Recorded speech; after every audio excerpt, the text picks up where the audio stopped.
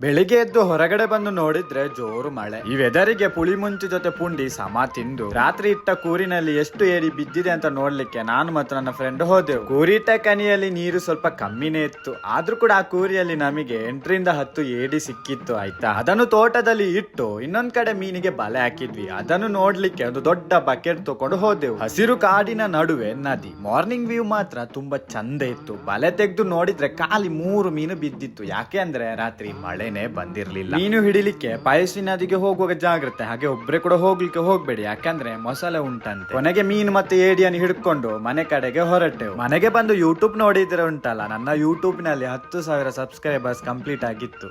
Congratulation brother, congratulation. ಹೇಳಿಕೆ ಸುಲಭ, ಆದ್ರೆ 10,000 ಸಬ್ಸ್ಕ್ರೈಬ್ ಮಾಡ್ಲಿಕ್ಕೆ ಉಂಟಲ್ಲ 5 ವರ್ಷ ಬೇಕಿತ್ತು. ಹಾಗೆ ಅದರಲ್ಲಿ 5 ವರ್ಷದಿಂದ ಒಂದೇ ಡಿಪಿ ಇತ್ತು. ChatGPT ಹೆಲ್ಪ್ ನಿಂದ ಡಿಪಿ ಒಂದು ಚೇಂಜ್ ಮಾಡಿ ಬಿಟ್ಟೆ. ಚಂದ ಉಂಟಲ್ಲ? ನೀವು ಮಿನಿ ನನ್ನ ಯೂಟ್ಯೂಬ್ ಚಾನಲ್ ಸಬ್ಸ್ಕ್ರೈಬ್ ಮಾಡ್ಲಿಲ್ಲ ಆದ್ರೆ ಈಗ ಮಾಡಿ, ಮತ್ತೆ ಸಿಗುವ ಆಯ್ತಾ.